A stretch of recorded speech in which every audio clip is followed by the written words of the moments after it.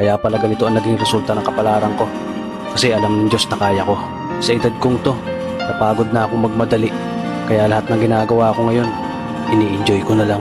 Siguro sa dami na rin ng aking pinagdaanan, napagtanto ko na ang buhay ay mas malawak at mas mahiwaga pa sa mga problemang dumarating sa buhay natin.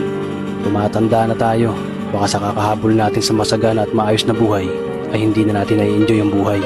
Baka nabubuhay na lang tayo dahil nape-pressure tayo sa sasabihin ng ibang tao.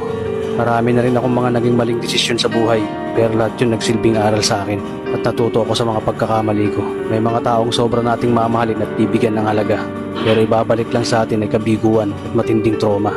Kaya wag nating lilingunin ng mga taong tulad nila dahil mas payapa kapag hindi ka na interesadong malaman pa kung ano pang balita sa kanila. At wag mong idepende ang sarili mo sa kahit kanino.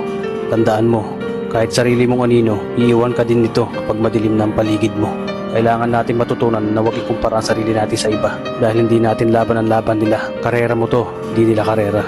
Dahil ang buhay ay hindi naman nasusukat sa kung sino ang mayaman, kundi kung sino ang payapa. Kaya galingan mo lang palagi tol dahil napakaraming tao mapanghusga, hihilahin ka pababa.